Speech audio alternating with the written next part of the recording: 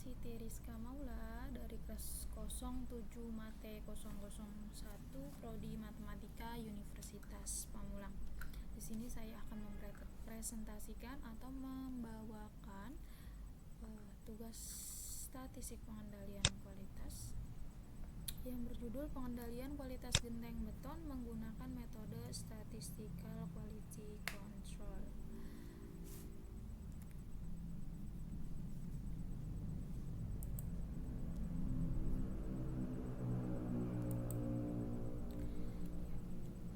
Sebelumnya saya akan membacakan terlebih dahulu latar belakang dari perusahaan yang mau saya atau yang ingin saya presentasikan. Genteng Beton X Malang merupakan perusahaan perseorangan yang didirikan pada tahun 1990, di mana pada awalnya perusahaan hanya memproduksi tegel. Seiring dengan perkembangan dan permintaan pasar, perusahaan kemudian memproduksi genteng, paving, dan batako.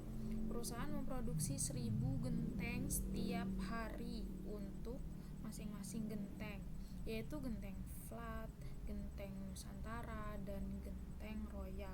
Berdasarkan pengamatan yang dilakukan, terdapat jenis kecacatan yang ditemukan pada produk genteng, yaitu cacat retak rambut dan cacat patah. Dalam proses produksinya, perusahaan telah melakukan pengendalian kualitas yang dilakukan secara manual, namun masih banyak kerusakan terdapat pada produk. Berdasarkan masalah yang dihadapi, maka perlu dilakukan tindakan pengendalian kualitas produk untuk mengetahui penyebab dan menemukan solusi perbaikan dari permasalahan tersebut. Pendahuluan. Kualitas didefinisikan sebagai jumlah dari atribut atau sifat-sifat sebagaimana dideskripsikan dalam produk dari jasa yang bersangkutan.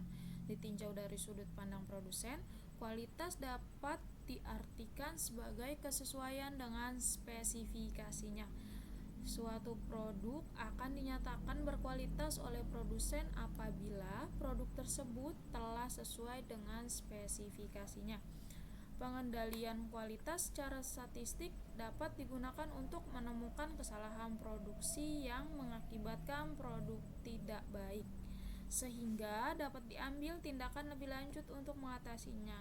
Statistik quality control atau pengendalian kualitas statistik adalah teknik yang digunakan untuk mengendalikan dan mengelola proses baik manufaktur maupun jasa melalui penggunaan metode statistik.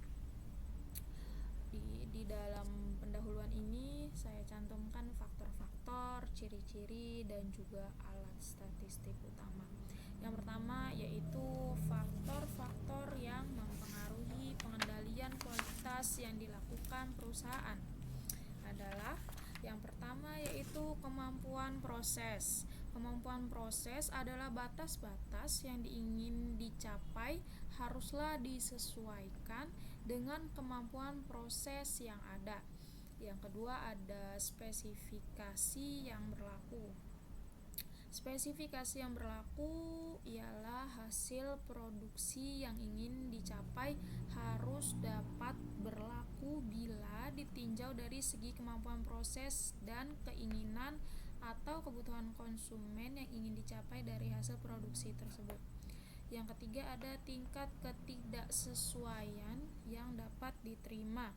Tingkat ketidaksesuaian yang dapat diterima tujuannya dilakukan untuk pengendalian suatu proses adalah dapat mengurangi produk yang berada di bawah standar minimal seminimal mungkin. Yang keempat yaitu biaya kualitas sangat mempengaruhi tingkat pengendalian dalam penghasilan produk, di mana biaya mempunyai hubungan yang positif dengan terciptanya produk yang berkualitas. Selanjutnya yaitu pengendalian kualitas secara statistik mempunyai 7 alat statistik utama. 7 alat statistik utama yang dapat digunakan sebagai alat bantu untuk mengendalikan kualitas yaitu check sheet, histogram, control chart, diagram Pareto, diagram sebab akibat, scatter, diagram, dan desain eksperimen. Yang kedua yaitu metode penelitian. Metode penelitian pada penelitian ini menggunakan data primer dan sekunder untuk dapat melakukan analisis terhadap pengendalian kualitas genteng. Data primer didapatkan dari data hasil pengamatan dan wawancara dengan pihak perusahaan mengenai proses produksi. Sedangkan data sekunder adalah data yang didapatkan langsung dari perusahaan yang berasal dari dokumen atau bukti catatan.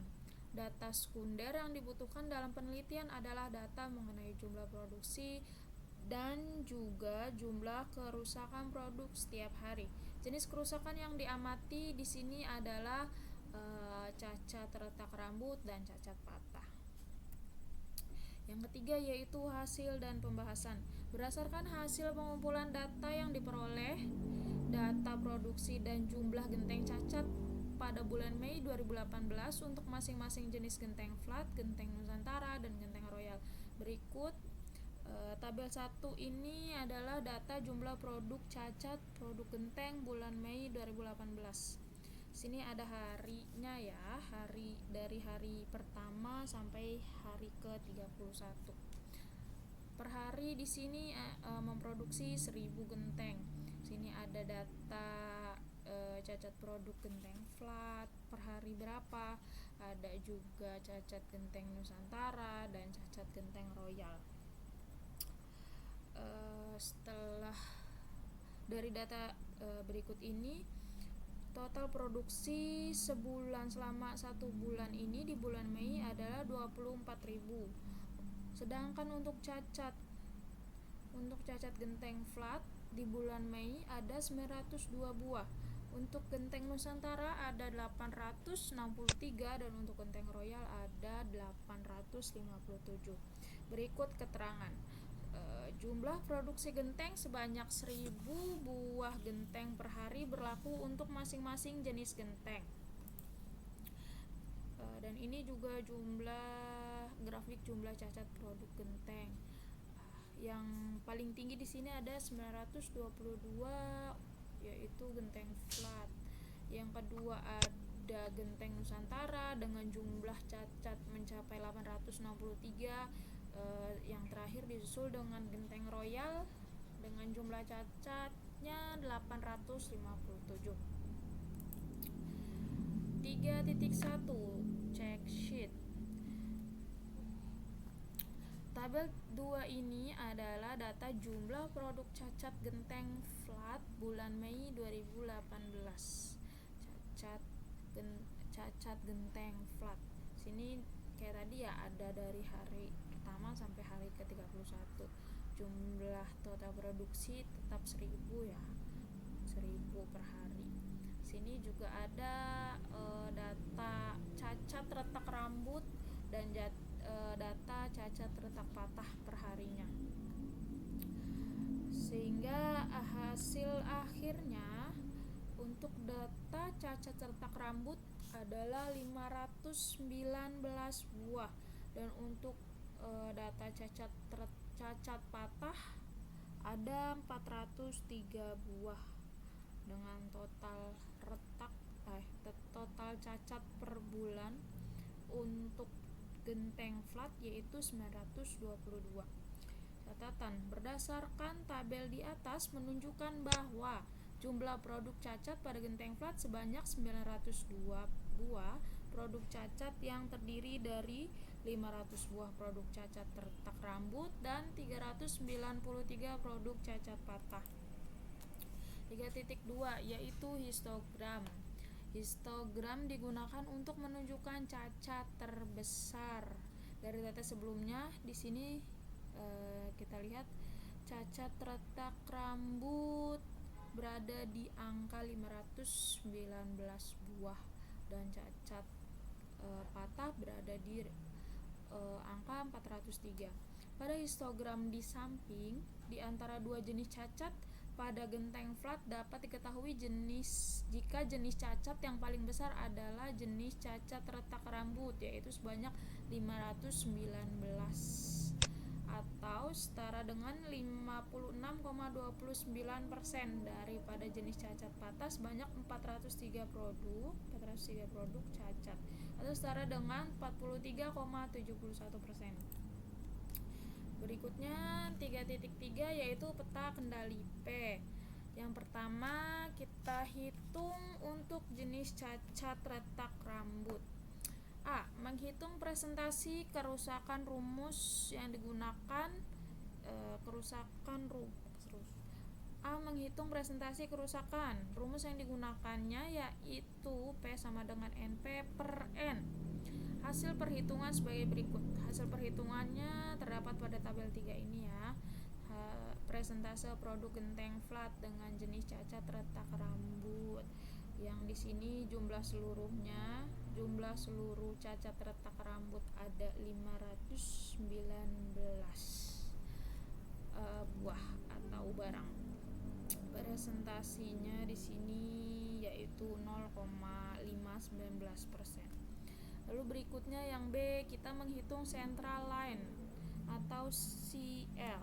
Central line merupakan rata-rata kerusakan produk atau dilambangkan dengan P bar. Berikut rumus untuk central line yaitu CL sama dengan P bar sama dengan NP per N. Lalu kita masukkan datanya ke dalam rumus CL yaitu CL sama dengan 519 per 24.000, maka hasilnya adalah 0,022. Selanjutnya yang C, kita menghitung batas kendali atas atau upper control limit atau USL. Di sini terdapat rumus USL yaitu UCL sama dengan P bar atau rata-rata kerusakan produk plus 3 akar P bar dalam kurung 1 min P bar per N. Lalu kita masukkan lagi ke dalam rumus UCL, datanya ke dalam rumus UCL yang ada. Kita masukkan UCL sama dengan 0,022 plus 3 akar 0,22 dalam kurung 1 min 0,22 per 1000 sama dengan yaitu 0,035. Selanjutnya yaitu yang D, menghitung batas kendali bawah atau lower control limit atau LCL. Di sini ada rumusnya yaitu P bar atau rata-rata kerusakan produk min 3 akar P bar dalam kurung 1 min P bar per N sama dengan 0,022 min 3 akar 0,022 dalam kurung 1 min 0,22 per 1000, maka hasilnya adalah 0,008. Lalu selanjutnya berdasarkan hasil perhitungan di samping, perhitungan sebelumnya, maka peta kendali P yang terbentuk untuk jenis cacat retak rambut adalah sebagai berikut. Ini berikut peta kendali P untuk cacat retak rambut. Di sini ada yang biru itu untuk P, yang oranye untuk CL atau central line, yang abu-abu itu USL atau upper control limit, yang kuning itu ada LCL atau lower control limit. Berdasarkan gambar peta kendali P di samping dapat diketahui bahwa semua data berada pada batas kendali. Selanjutnya yang kedua yaitu kita menghitung kendali P untuk jenis cacat patah. Seperti yang tadi, caranya kita menghitung dulu menghitung dulu presentasi kerusakan. Rumus yang digunakan yaitu P NP per N. Dengan hasil pada tabel 4 ini cacat retak rambut total ada 403 atau 0,403%. Lalu kita hitung CL-nya kembali atau sentral lainnya dengan rumus yang sama. P bar sama dengan NP min N per N, yaitu 403 per 24.000, maka hasilnya 0,017. Lalu selanjutnya yang C, kita menghitung batas kendali atas atau upper control limit, yaitu hasilnya di sini kita lihat 0,029. Selanjutnya kita hitung LCL atau lower control limit yang hasilnya 0,0046. Berdasarkan hasil perhitungan sebelumnya, perhitungan di samping, maka peta kendali P yang terbentuk untuk jenis cacat retak patah adalah sebagai berikut. Seperti yang tadi, yang biru itu P untuk nilai P, yang oranye untuk nilai CL atau central line, yang abu-abu untuk batas kendali atas atau upper control limit, yang kuning adalah batas kendali bawah atau lower control limit. Berdasarkan gambar peta kendali P di samping, dapat diketahui bahwa semua data berada pada batas kendali. Lalu selanjutnya 3.4 yaitu diagram sebab akibat. Berikut adalah diagram sebab akibat untuk cacat retak rambut dan cacat patah. Sini ada gambarnya ya. Untuk gambar 5 yaitu diagram sebab akibat untuk jenis cacat retak rambut. Sini ada ya, cacat retak rambut, yaitu yang pertama faktornya yaitu metode. Di sini metode itu percetakannya kurang presisi, lalu dari faktor manusia kurang teliti memeriksa hasil percetakan, tidak hati-hati saat meletakkan produk, ada juga mesin intensitas tinggi, mungkin umur mesin juga. Yang selanjutnya ada material, komposisi bahan baku mungkin tidak sesuai ya. Selanjutnya di sini ada gambar 6 untuk diagram sebab akibat jenis cacat patah. Sama ya seperti yang tadi di gambar 5 untuk cacat retak patahnya. Ya, setelah dilakukan analisis faktor-faktor penyebab terjadinya produk cacat, maka dapat disusun usulan perbaikan sebagai berikut. Tabel 5 ini untuk usulan perbaikan. Yang pertama, dari faktor penyebab manusia. Penyebab kerusakannya, pertama kurang teliti dalam pemeriksaan produk, kedua tidak berhati-hati dalam meletakkan produk. Usulan pencegahannya sebagai berikut, yaitu terdapat pengawasan dan arahan kepada karyawan serta melakukan pelatihan terhadap karyawan. Yang kedua, faktor material. Penyebab kerusakannya yaitu komposisi bahan baku tidak sesuai. Usulan pencegahannya adalah memeriksa kembali komposisi bahan baku sebelum dilakukan proses produksi dan terdapat takaran yang jelas. Yang ketiga, dari faktor metode. Yang pertama, pencetakan kurang presisi. Yang kedua, kesalahan saat proses perendaman. Usulan pencegahannya adalah terdapat SOP yang jelas dalam proses produksi dan melakukan pengawasan terhadap operator. Lalu selanjutnya adalah faktor yang disebabkan oleh mesin. Yang pertama, umur mesin yang sudah tua, dan kedua, intensitas penggunaan tinggi. Untuk usulan pencegahannya yaitu membuat jadwal perbaikan mesin dan jika diperlukan membeli mesin yang baru, mesin lamanya diganti. Ya, kesimpulannya adalah berdasarkan hasil penelitian maka dapat disimpulkan 1. Terdapat 2 jenis cacat pada produk genteng, yaitu cacat retak rambut dan cacat patah. Jenis cacat terbanyak adalah cacat retak rambut, yaitu setara dengan 56,29% daripada jenis cacat patah yang dalam presentasi cuma 43,71%. Yang kedua, berdasarkan peta kendali P terdapat bahwa semua data dalam batas kendali. Yang ketiga, berdasarkan diagram sebab akibat dapat diketahui penyebab terjadinya produk cacat yaitu faktor manusia, material, metode, dan mesin. Yang terakhir, untuk mengatasi permasalahan kualitas produk, maka dibuat usulan perbaikan berdasarkan faktor-faktor yang telah diuraikan pada diagram sebab akibat. Oke, sudah selesai. Terima kasih. Terima kasih banyak. Mohon koreksinya atau minta maaf untuk yang jika ada kesalahan dan mohon koreksinya. Terima kasih banyak. Assalamualaikum warahmatullahi wabarakatuh.